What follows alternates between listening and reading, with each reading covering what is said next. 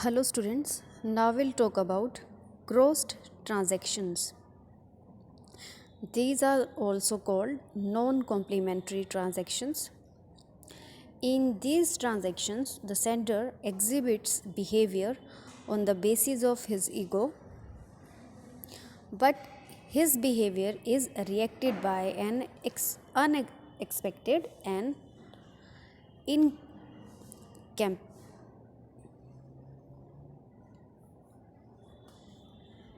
incompatible ego state on behalf of the receiver as shown in diagram below. यहाँ देखो crossed transactions दिख रही है ना, PAC stimulus, P2C, then response A2A.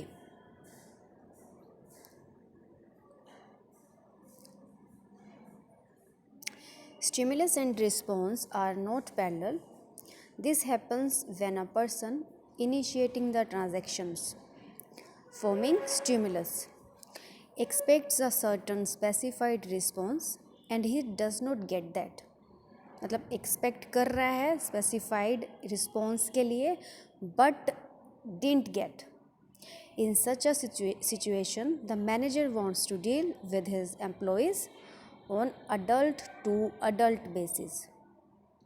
जो हमने बोली थी कि आइडियल सिचुएशन है, मतलब अगर पूछा जाए कि कौन सी सबसे सही सिचुएशन है तो हम अडल्ट टू अडल्ट बोलेंगे. But the employee responds on child parent basis जो थी irrational, and therefore communication is blocked, conflicts take place, and undesirable outcomes emerge in the form of hurted feelings and frustration. एक example लेते हैं.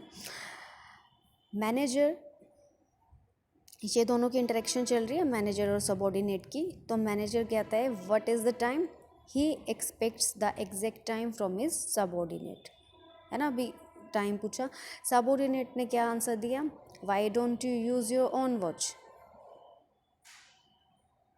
ठीक है भाई, आपके पास अपनी घड़ी है, यूज़ नहीं करते. ठीक है, तो ना तो मना किया है ना फिर टाइम बताया है. तो इस तरह की जो इंटरेक्शन होगी इन healthy relationships, people tend to transact straightforwardly and in a direct manner.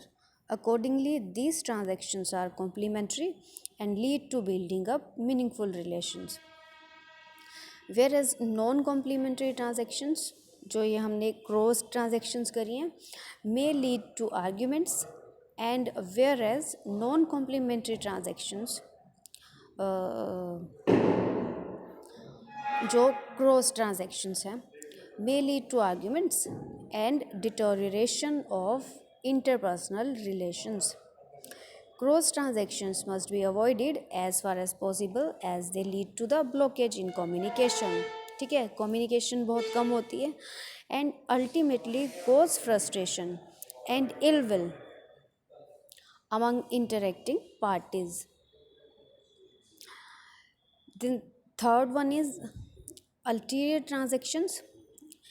These are the most complicated form of the transactions. More than two ego states exist in ulterior transactions.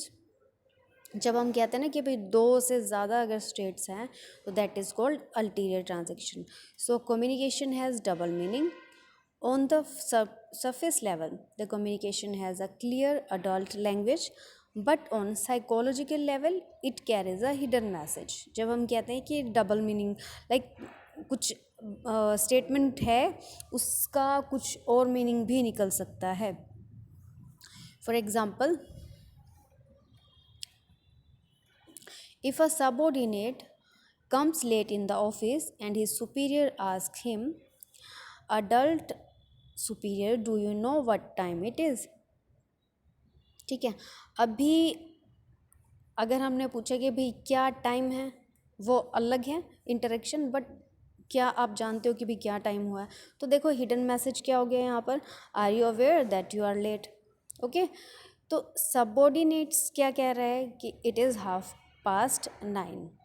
अभी सिर्फ अगर बोलें कि 9:30 ही हुए हैं तो वो इधर से भी हिडन मैसेज क्या होगा सबऑर्डिनेट का कि आई मतलब मिल गया ना बॉस को कि भाई आई रियली डोंट केयर, मतलब टोन्स या फिर हमने मना नहीं किया है या उस तरह का आंसर नहीं दिया है, बट उससे इंटरेक्शन हो रही है। अब ये देखो PAC तीनों चीज़ें दिखा रहे हैं SR। In fact, in these transactions, person seems to be sending his message in formal language. ठीक है, फॉर्मल लैंग्वेज होगी, but secretly wraps another message into it. यानी एक मैसेज कर रहे हैं हम, बट उसमें दूसरा मैसेज छिपा हुआ होगा। These transactions are also quite undesirable like cross transactions. Okay, हाँ, ये सारे डायग्राम्स देख के फिर पढ़ना है। Thank you.